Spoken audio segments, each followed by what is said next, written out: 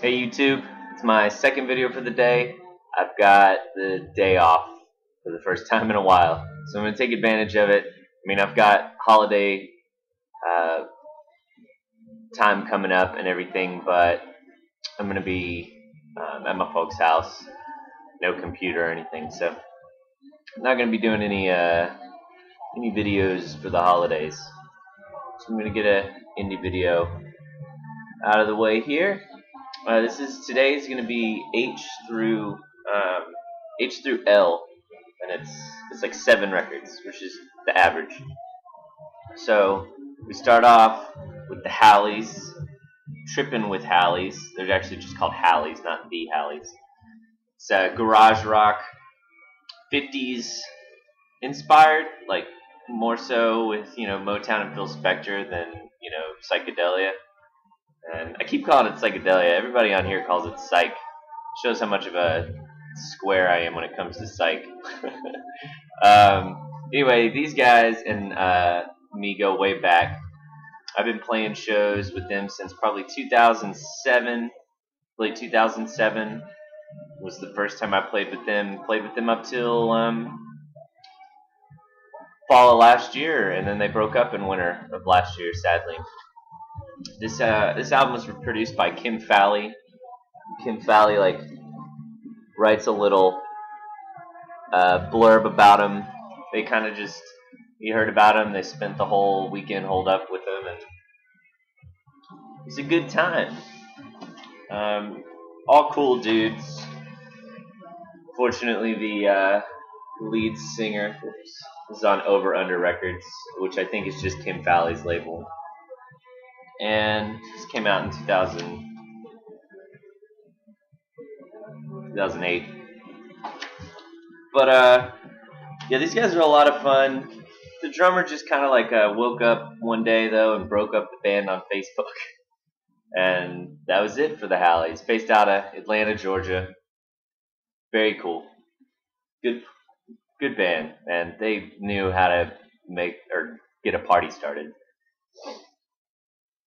This is another band. I did not play with this band. This is Jane Pollack. This is their album, Jane Pollack. This is on Celestial Records, and this came out this year. I went and saw them. The town I just recently moved from, Greenville, they played the only place to play in that town, and like many great bands that come through that town, everyone opts to go hang out outside while great bands are playing. So they played a monster set for 4 people, me and two guys who were just super enthused about bands coming through there because there's nothing else happening in that town. Anyway, so it's kind of a bummer to see that, but I think the live show is a little bit more exciting than this record. But this is very low key, kind of baroque pop, goes into some noisier aspects. But this is an interesting release from 2012. Jane Pollack. If you guys want to check it out. This record I'm embarrassed about it a little bit, but it's basically one of the first presents that I bought for Catherine before, I don't know.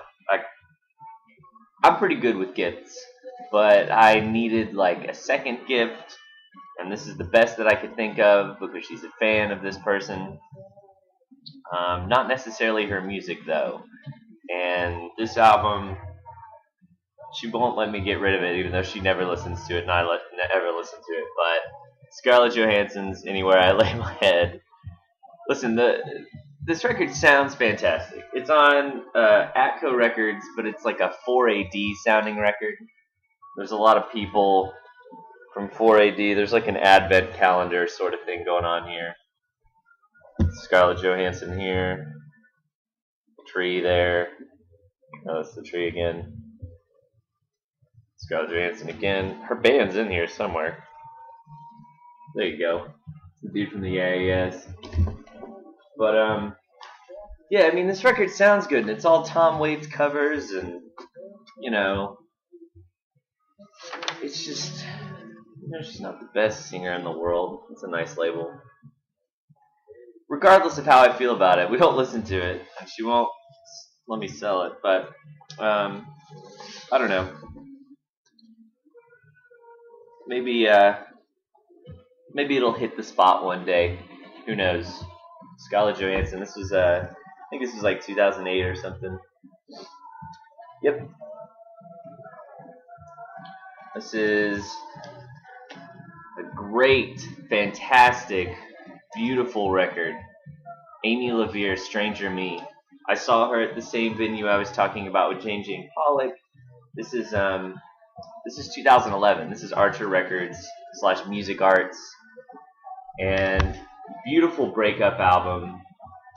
Amy Lavere plays the upright bass, but also is a songwriter. Fantastic songwriter. These songs are moody, very well tempered. You know, they're just very tasteful. There's like a Captain Beefheart song on here. Jimbo Mathis, Bobby Charles. You guys, those names aren't ringing a bell for me right now, but they have at one point. And yeah, Candle Mambo by Captain Beefheart cover on here.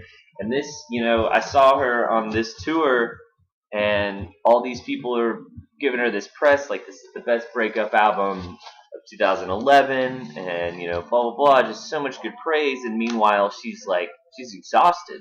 You know, she's been grinding. I first heard of her on a Oxford American CD comp that was also put together by CMT. Weirdly enough, it didn't sound like anything CMT does, but she's been on Conan, and I think she kind of had like she seemed nervous, so her performance wasn't that great on Conan. She blew it away. It's totally sexy playing that upright bass, by the way. Kind of like, you know, dancing with it a little bit.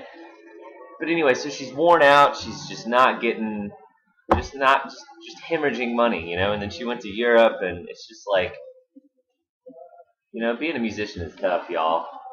So listen to this record, and if you like it, buy it, because I think y'all will like it. It seems like it'd be a very VC-centric record to check out. So I'm going to put a link for you guys to look it up. Love Language. These guys are on Merge Record. This album came out 2010, and this is their second record. First record was a collection of demos by the principal songwriter Stu McClam. These are another guys I kind of came up with from the town, Greenville. We played a few shows with them, but they're big news. At least they were when this album came out. And just sunny pop with a tinge of melancholia, you know, jangly, good record. Great vocals. Stu is a fantastic singer. And this is just a very big sounding record. You know, the early stuff is really cool too, and worth checking out. So, Love Language, L's. Next is Jens Lekman. When I Said I Wanted to Be Your Dog. This is, you know, I don't know when this is, 2007 or something. This is on Secretly Canadian. It's a compilation of singles, B-sides.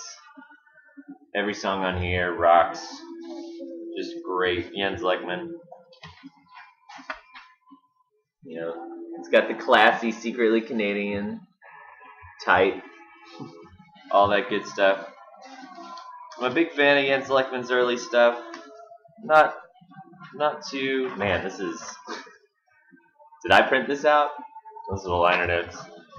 I'm not too into his newer stuff. It's you know, to me, part of his charm were his samples and the lo-fi nature, and I know that's kind of. It almost seems like a superficial complaint to say somebody's too slick, especially because I listen to a bunch of slick stuff. But I mean, the reason I got into this guy was part of his charm. This is also a compilation of Jens Lekman. Oh, You're So Silent Jens, or Oh, You're So Silent Jens. This is probably 2008, 2007, something like that. Also on Secretly Canadian.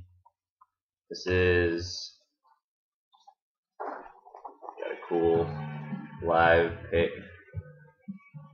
It's taping the show or something there. No, this is earlier than 2007. These songs on here were all released 2003 and 2004. So I think that's just when I bought these.